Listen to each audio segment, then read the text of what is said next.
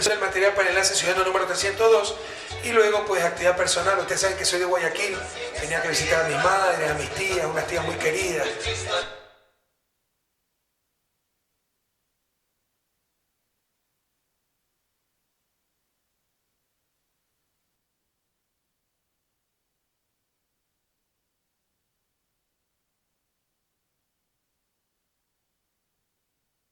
Que cumplió incluso una de ellas 80 años, ¿no? Pero hay una de 90, 91 años, 89 años, que siempre la invito a comer en víspera de la Navidad. Viernes 21 de diciembre, actividad de despacho. Aquí muy importante, 10:30, presentación de la propuesta de salario básico unificado. Ustedes saben que el salario en principio va a acordarse entre empleadores y trabajadores. Nunca ha sucedido, porque mientras los unos quieren no aumentar nada, los otros quieren aumentar todo. Y nunca se concilian, pero la buena noticia es que cada vez están más cerca esa posición, ya se nota más esa. De hecho, como veremos, hay 22 comisiones sectoriales, en 20 se llegaron a acuerdos, solo en 2 no, y eso ya cubre 85% del universo laboral. Es decir, lo que hemos decidido, y lo voy a anunciar hoy día, solo afecta entre comillas o solo repercute en el 15% del universo laboral, del universo de empleados. El resto ya está acordado. Entonces cada vez se nota mayor madurez, sensatez en los diferentes actores de nuestra sociedad, en este caso empleadores y empleados, porque las posiciones se acercan, pero no logramos un consenso para el nuevo salario básico unificado general. Por sectores sí, 20 de las 22 comisiones. Veamos algunos conceptos importantes. Entonces, esto también es de las cosas fundamentales que está haciendo la revolución y estamos a la vanguardia, no de América Latina, del mundo entero. Y nuevamente, por entender adecuadamente los instrumentos y los conceptos económicos. Primero, recuerden lo que es el salario digno. Tenemos un salario mínimo, que de ninguna manera es lo justo, lo que debe ganar un trabajador. Entonces, ¿por qué hay el salario mínimo? Para evitar un mal mayor, el desempleo. Claro, yo no quisiera que el salario mínimo fuera $292. Ojalá fuera $3.000. Pero ¿cuánto desempleo habría? ¿Sí me explico? Entonces hay que conciliar las dos cosas. El mayor salario con generación de puestos de trabajo. Por eso el salario mínimo. Pero tampoco íbamos a permitir que las empresas generen rentabilidad pagando el salario mínimo. Así que hicimos algo inédito a nivel planetario, a nivel mundial. Un sistema que no existe en otras partes del mundo. Estamos a la vanguardia.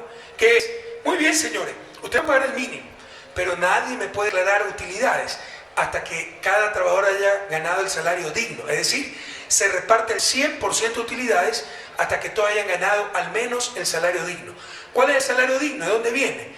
Ustedes lo ven en pantalla, los que no nos siguen en pantalla, pues ojalá pueda ser suficiente con la expresión del presidente. Un inmenso abrazo a esas amas de casa que escuchan la radio, a los taxistas, a los choferes que el sábado prenden este enlace. Les agradezco muchísimo seguirnos.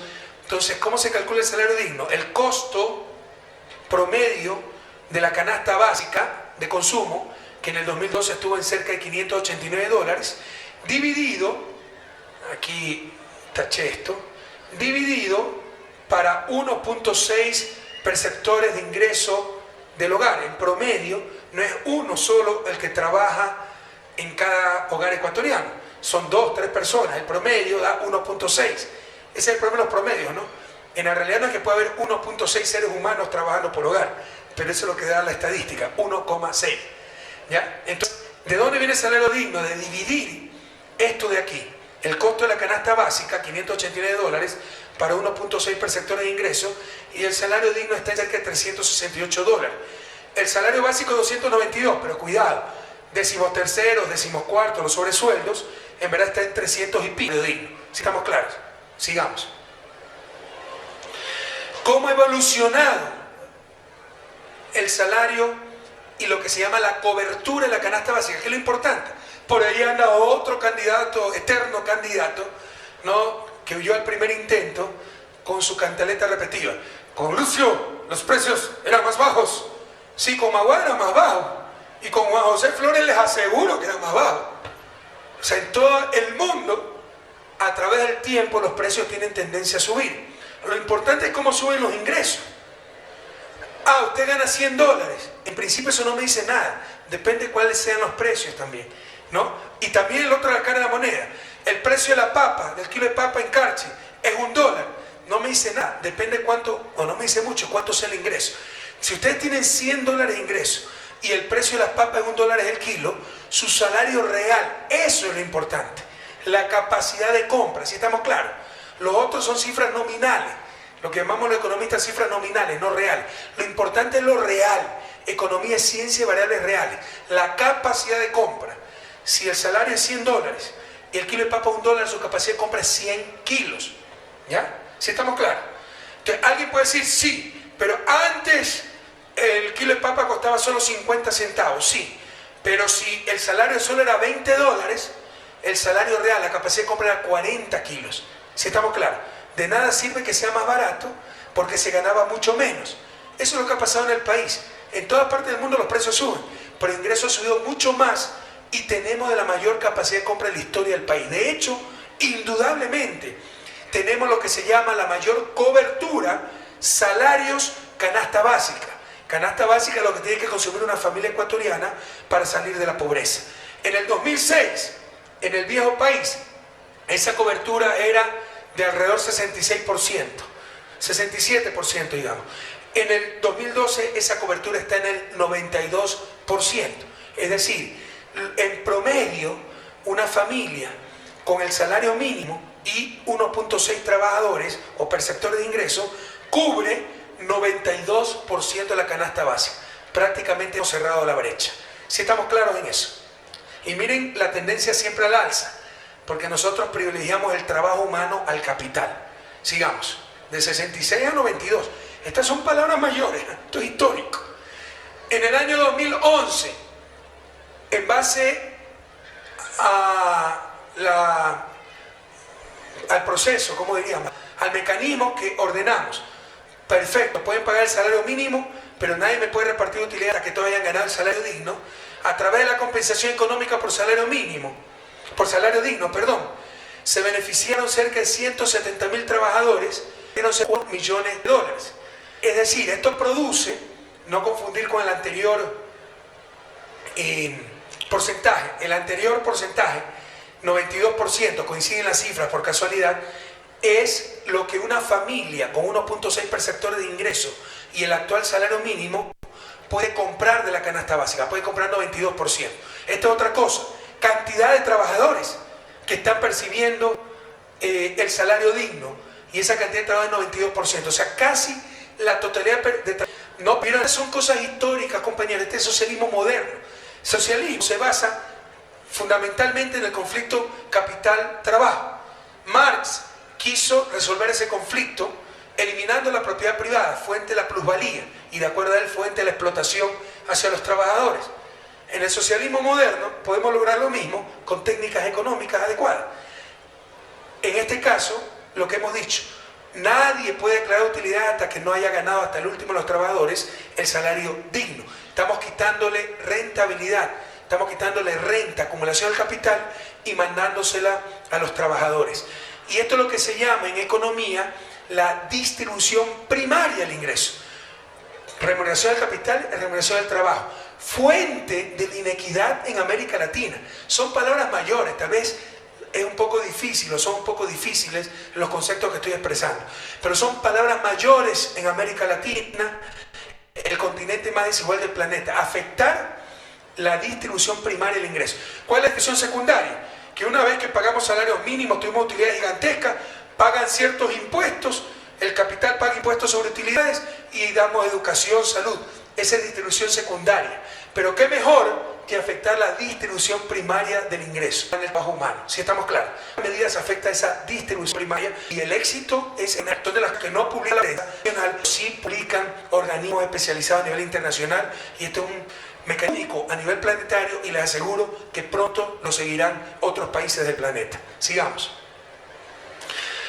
La evolución de los salarios, en este caso la evolución de los salarios nominales. Esto es lo que les decía, ¿no? No me han puesto, siempre pónganme cifras de antes de nuestro gobierno. Pero bueno, aquí había empezado nuestro gobierno, el salario mínimo era 200. Los precios más bajos, sí, pero el salario es mucho más bajo. El salario mínimo del 2012 está en 292. Pero fíjense lo interesante, con el mecanismo este de que nadie me reparte utilidades hasta que el último trabajador no haya ganado el salario, se presionó al alza en el mercado los salarios. y en el 2008 era $400, $412. Este es un estudio de 17.000 empresas, 17.000 empresas. El salario promedio era $400, ahora está en más de $691. Y mientras el salario mediano, esto es, que hasta el 50% de los trabajadores ganaba $287, fíjense que era un salario bien cercano al mínimo, el mínimo y el mediano. Hasta el 50% ganaban $287 cuando el salario mínimo era $200. Es decir, la mayor parte del salario se acercaba, o al menos hasta la mitad de los salarios se acercaban al salario mínimo. Con el mecanismo de salario digno, ahora el salario mediano se ha disparado, se separa ese salario mínimo. En el mercado se paga mucho más independiente del mínimo. ¿Sí me explico? Hasta el 50% de los trabajadores están ganando $471 y el resto gana más, ¿no? Pero, estoy mal, hasta el 50% de los trabajadores gana, a ver si, estamos en $471, es el salario mediano, ¿ya? Pero fíjense cómo se ha separado ese salario del salario mínimo. Antes era el salario mediano 287, con un salario mínimo de 200. 200 es lo mínimo que pueden pagar. Y hasta el 50% de los trabajadores ganaban solo 287. Ahora lo mínimo que pueden pagar es 292, pero hasta el 50% de los trabajadores ganan $271. Se ha disparado el salario mediano con respecto al mínimo. Son términos estadísticos medio complicados, pero que demuestran que las medidas que ha tomado el gobierno han beneficiado sobremanera los salarios en el mercado. No solo a nivel de salario mínimo, sino a nivel de salario promedio y el salario que gana al menos la mitad de los trabajadores. Sigamos. Bueno, esto es lo que les decía. Estas son las comisiones sectoriales. Son 22. En 20 se llegaron a acuerdos. O sea, ya esto nos resolvió 85% del problema. En 2 no se llegaron a acuerdos. En transporte, almacenamiento y logística, me dicen que en esta comisión el problema fue con los trabajadores aeroportuarios.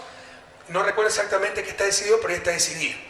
Acá, en actividades comunitarias, no se llegó a acuerdos. ¿Y saben por qué? Aquí se incluye periodistas y no aparecieron los empleadores del sector de medios de comunicación, ni los representantes de los empleados, tampoco aparecieron, y no se pudo lograr un acuerdo. Cuando no hay acuerdo, en buena hora, el gobierno es el que tiene que decidir, y ya hemos decidido. El salario básico para los trabajadores de los medios de comunicación, hay un sustancial incremento para los camarógrafos, que tienen un trabajo durísimo, pero para el trabajo periodístico se va a analogar a la docencia. Los maestros que tienen títulos docentes están ganando cerca de $800. Los que no tienen título docente, ¿cuánto están ganando? Creo que $650, $700. La misma escala va a ser para los periodistas. Los periodistas con título profesional van a ganar alrededor de $800 como un maestro con título. Son carreras profesionales. Y los periodistas que no tienen título van a analogarse a un maestro sin título, $650, $700. Si me traen las cifras exactas, les agradezco que debieron estar. Entonces esto lo va a resolver el propio gobierno. Sí, pero les dije que me traigan los periodistas, básicamente. Aquí hay 10.000 categorías, es imposible de entender esto. ¿Ok? Sigamos. ¿Y cuál va a ser el nuevo salario básico para el 2013? Recuerden, ya está resuelto la mayor parte del problema porque 22 comisiones sectoriales se pusieron de acuerdo. Pero hay 2 donde no se pusieron de acuerdo y hay que poner el salario básico general. Entran en esas comisiones, que son sectores especializados en su gran mayoría, pero solo son el 15% del total de trabajadores. ¿Cómo lo hemos calculado? Con mucha responsabilidad. Mientras que los empleadores querían 5% de incremento, solo inflación, los otros querían 30% de incremento, más allá de la inflación y la productividad. ¿Cómo estamos calculando el nuevo salario básico? Inflación, 5.05%, estimada en el 2013, la proyectada para el 2013. Más productividad, incremento de productividad hemos tenido 3.76%, el incremento en el salario básico para el 2013 será de 8.81%, es decir, $26, y el nuevo salario básico unificado para los trabajadores de la patria será $318, compatriotas. Hasta la victoria siempre.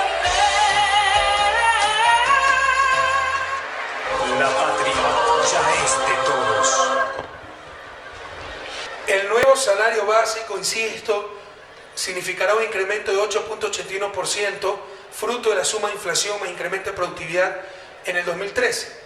Y en valor absoluto será $318, un incremento de $26.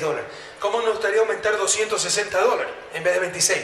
Pero hay que ver la otra cara de la moneda, la pérdida de competitividad y la posible pérdida, destrucción de puestos de trabajo. Por eso les insisto, el salario mínimo no es lo correcto, es el mal menor para evitar un mal mayor que es el desempleo. Pero nadie me puede declarar utilidades hasta no haber pagado al menos el salario digno. ¿Sí estamos claros en eso? Sigamos. Y con este incremento de salario básico, la cobertura en cuanto a ingreso familiar, canasta básica, sube a 96%. Estamos a 4 puntos de cerrar la brecha entre ingreso familiar y costo de la canasta básica. Pero si consideramos fondos de reserva, que al final es también ingreso, ya hemos cerrado esa brecha y la cobertura es del 103%. Estas son cosas históricas, compañeros. Con los nuevos salarios básicos, incluyendo fondos de reserva, la familia ecuatoriana ya puede cubrir la canasta básica. Son cosas históricas.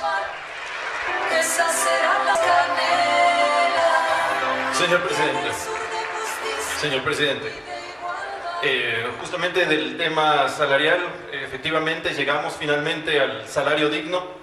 Con lo que es fondos de reserva, también tenemos las nuevas estructuras del sector comunitario, de la prensa, que efectivamente aquí tengo la información, que va de $500 hasta $800 los mínimos salariales. Tengo que revisarlo porque yo ordené que se analogue con la escala y le dije que me presente una escala más simplificada y me han presentado 10 categorías ahí.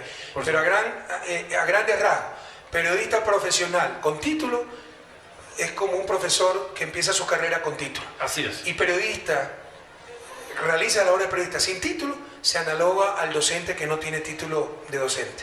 ¿Ok? Bueno, correcto. ¿Qué cargo tienes tú? Subsecretario de Empleo y Salarios. Ok, gracias. Adelante. Ya, gracias. Bueno, luego pues tuvimos una actividad personal.